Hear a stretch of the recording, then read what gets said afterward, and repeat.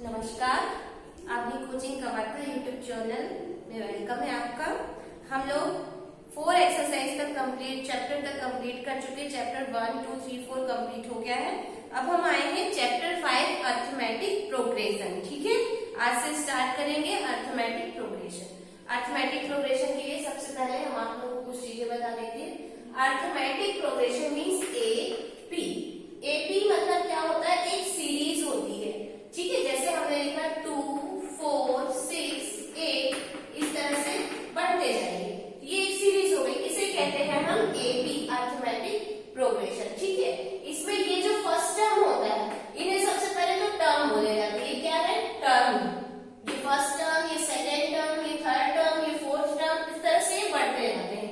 ठीक है, तो ये फर्स्ट टर्म कहलाता है A, जिसे हम A1 भी लिख सकते हैं। फर्स्ट टर्म है A, सेकेंड टर्म है ये, सेकेंड टर्म, ये थर्ड टर्म। ठीक है, ये फर्स्ट टर्म A, इतना ध्यान रखिए आप लोग। इसके बाद अब ये दोनों टर्म का जो डिफरेंस होता है, जैसे 4 - 2 मतलब second term minus first term, तो क्या होता है ये? जैसे यहाँ पर आया 4 - 2 = 2, ये कहलाता है D। ठीक है, इसमें इसको किससे डिफाइन करते हैं? D से।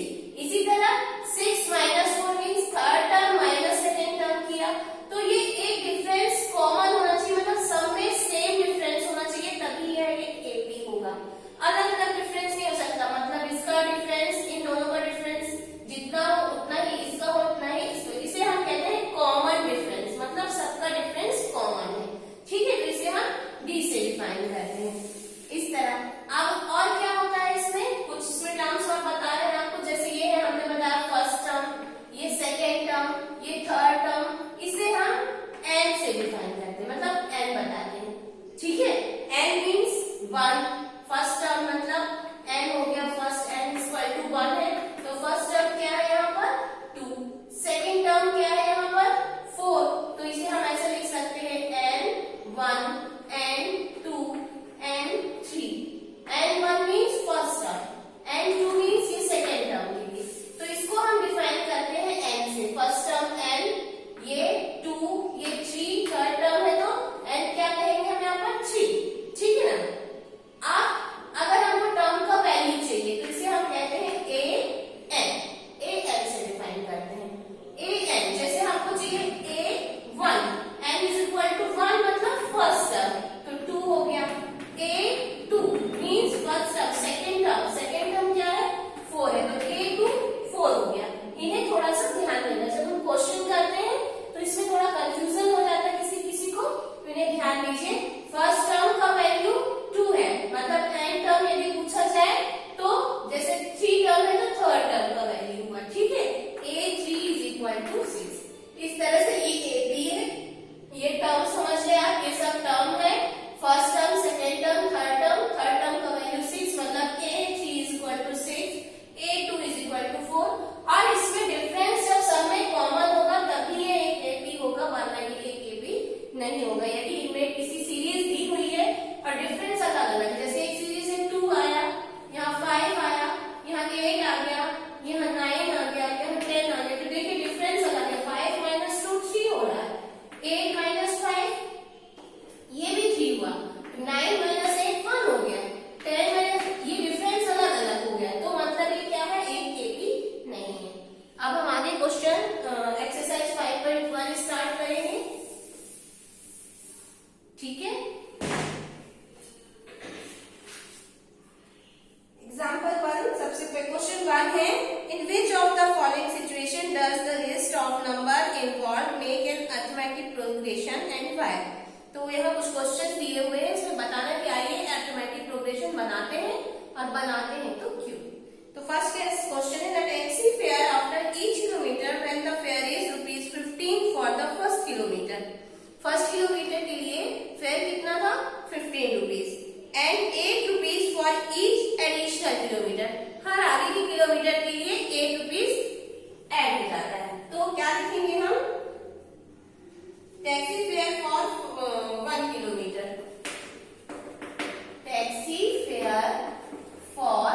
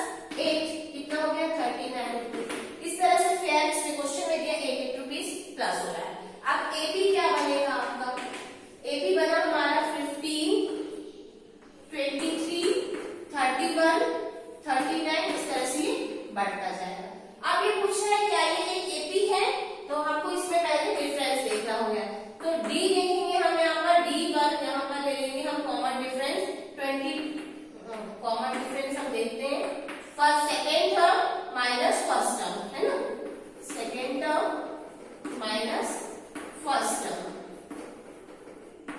क्या आ रहा है 23 माइनस 15 8 आ रहा है। ठीक है, फिर यहाँ पर D1 लिख लेती हूँ इसको D1 D2 क्या हो रहा है third term minus second term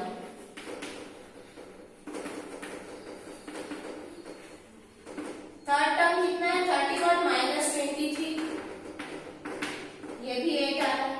ठीक है, फिर D3 ले लेते हैं हम fourth term minus third term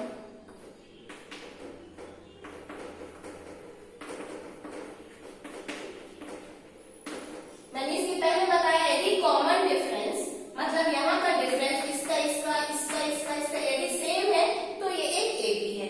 इसका भी डिफरेंस कितना हो रहा है 39 माइनस 31 इज इक्वल टू 8 मतलब सेम कॉमन है। तो हम क्या लिखेंगे there is common difference ₹8 same है सभी में है ना। तो क्या लिखेंगे so it is so A is an AP ये एक AP यहाँ पर कॉमन डिफरेंस 8 आया है। ठीक है, तो ये एक AP है। ये हो गया इस तरह से। इसी तरह से हमको आगे भी करना सेकेंड क्वेश्चन करते हैं इसके बाद।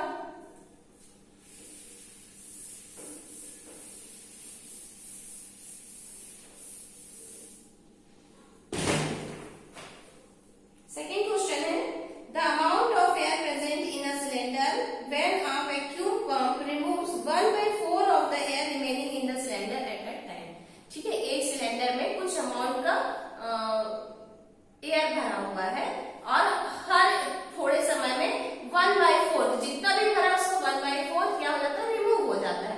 तो हम क्या ले रहे हैं आप एक्स वाई जेड कुछ भी ले सकते हैं। मैं 1 ले रही हूँ कि उसमें 1 यूनिट एयर भरा हुआ है। ठीक है, एयर इन वैक्यूम पंप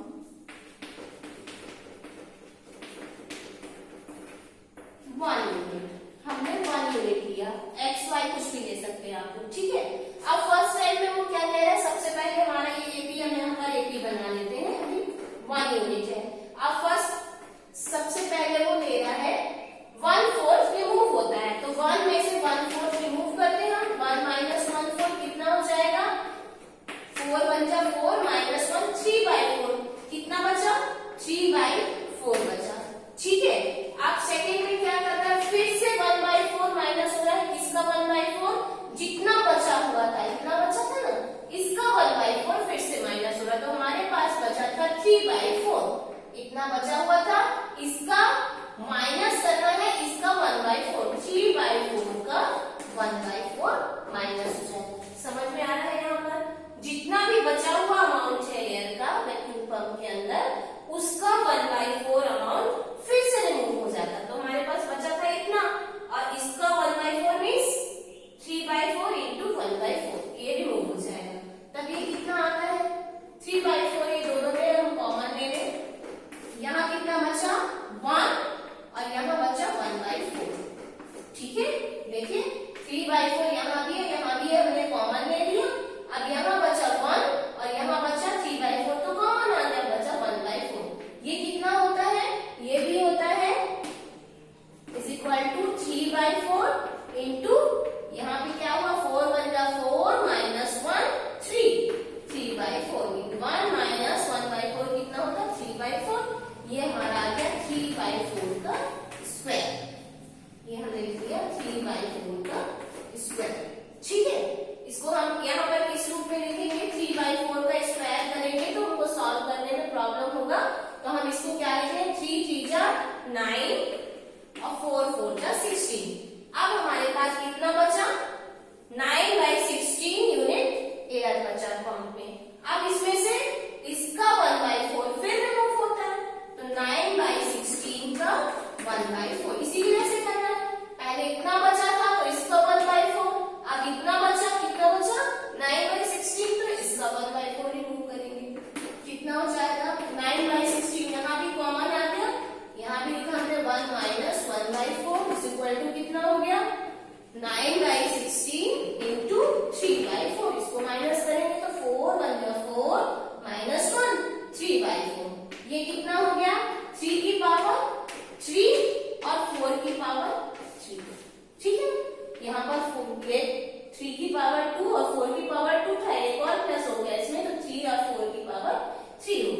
यहाँ पर आ गया 3/4 की पावर 3। अब हमको देखना है क्या डिफरेंस एक सा आ रहा है, ठीक है ना, ये भी हमारा बन गया। अब हमको डिफरेंस देखना है, D1 देख लेते हैं हम। D1 3/4 -1, इसको करेंगे तो कितना आ जाएगा, देखिए 4 1 जा 4, तो 4 - 3 हो गया -1/4। कितना बचा यहाँ पर, -1/4, ठीक है। ये G1 हो गया। D2 कितना हो जाएगा, इसका माइनस इतना कर लेंगे, कितना है 3 3 जा 9/16, -3/4 करेंगे तो कितना आ जाएगा 16 कॉमन हो गया। इसको माइनस से कैसे करेंगे हम लोग, 9 - 4 4 -3/16। तो देखिए D1 अलग आ रहा है, D2 अलग आ रहा है, तो कॉमन, तो इसमें क्या होगा, it is not an AP, ठीक है।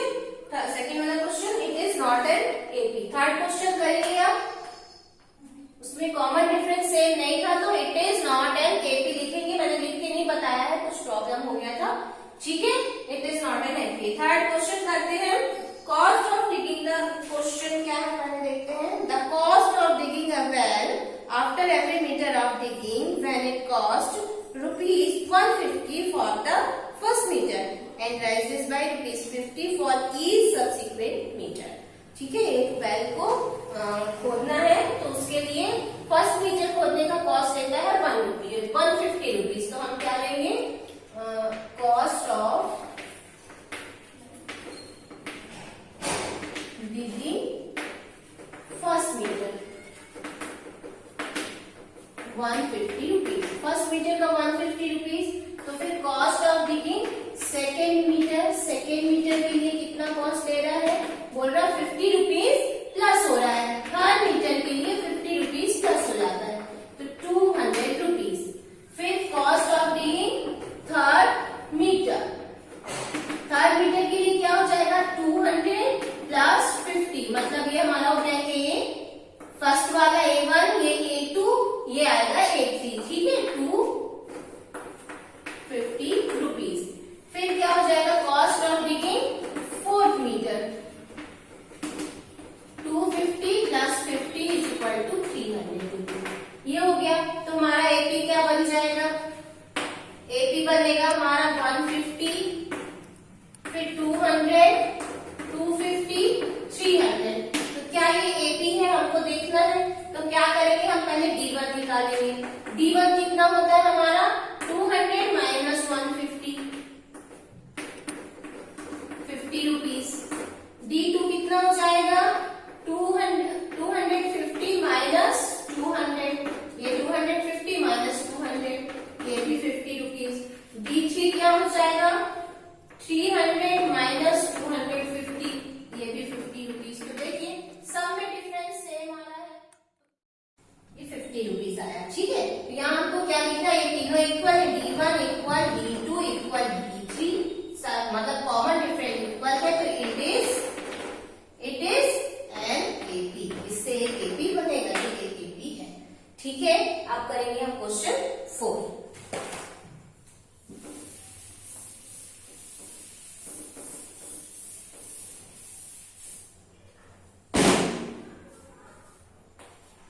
क्वेश्चन 4 है, the amount of money is in the account every year when ₹10,000 is deposited at compound interest rate 8% per annum, ठीक है ना। तो 8% पर एनम के हिसाब से कंपाउंड इंटरेस्ट के लिए अमाउंट क्या बनेगा, ठीक है ना। तो फर्स्ट ईयर के लिए अमाउंट, फर्स्ट ईयर अमाउंट तो 10,000 है हमको मालूम, ठीक है ना। सेकेंड ईयर का अमाउंट क्या आ जाएगा, कंपाउंड इंटरेस्ट के साथ। कंपाउंड इंटरेस्ट का फॉर्मूला क्या होता है हम लोग जानते हैं, मैंने से लिख दे रही हूँ, यहाँ पे लिख दे रही हूँ, P1 + R/100 मीन्स टाइम, ठीक है, यही है फॉर्मूला। तो हम क्या लिखेंगे, P मीन्स हमारा 10,000 है, ठीक है। सेकेंड ईयर के लिए है तो N क्या हो जाएगा, 2, 1 + R है 8, रेट मतलब 8 है, /100 की पावर 2 सेकेंड ईयर के लिए। थर्ड ईयर का अमाउंट क्या हो जाएगा?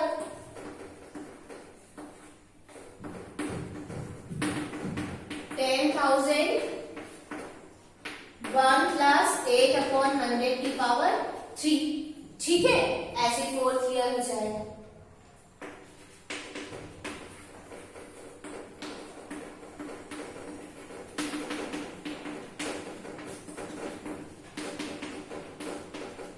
ये अमाउंट आता है, तो हमारा एपी क्या बन जाएगा? एपी क्या बनता है? यहाँ पर हमारे पास अमाउंट, पहले हम इसको देख लें। यहाँ पर हमारे पास आया 10,000 फर्स्ट ईयर, सेकेंड ईयर 10,000, इसको मैं सॉल्व कर ले रही हूँ। 100 प्लस 100 बन जा 100 और प्लस 1 108 108/100 की पावर 2। ठीक है, थर्ड ईयर क्या हो रहा है? 10,000 108/100 की पावर 3। फोर्थ ईयर 10,000 108/100 की पावर 4। इस तरह से बन रहा है। अब हमको D1 D2 निकालना है। D1 इज इक्वल टू क्या हो जाएगा? इतना माइनस इतना। ठीक है, 10,000 108/100 की पावर 2 माइनस 10,000, यही होगा D1। ठीक है, second term minus first term, ये दोनों में से 10,000 कॉमन आ गया। यहां कितना अमाउंट बचा? 108/100 की पावर 2 माइनस 1, इतना ही अमाउंट बचा। ठीक है, D2 हम ले लेते हैं। D2 कितना होता है? इतना माइनस इतना, तो 10,000 108/100 की पावर 3 माइनस 108/100 की पावर 2। ये कितना होता है? माइनस होगा। देखिए इन दोनों में क्या कॉमन आ जाएगा? 10,000 और 108/100 की पावर 2 कॉमन आ जाएगा। 10,000 108/100 की पावर 2। ठीक है, कॉमन आ गया। अब यहाँ क्या बचा? 108/100 माइनस 1, ये बचा 1। ठीक है, तब देखिए अब क्या हो रहा है? ये D1 है और ये D2 है। देखिए ये अलग अलग है। यहाँ पर क्या आ रहा है? 100 कॉमन आ गया, तो यहाँ क्या बचा? 108/100 की पावर 2 माइनस 1।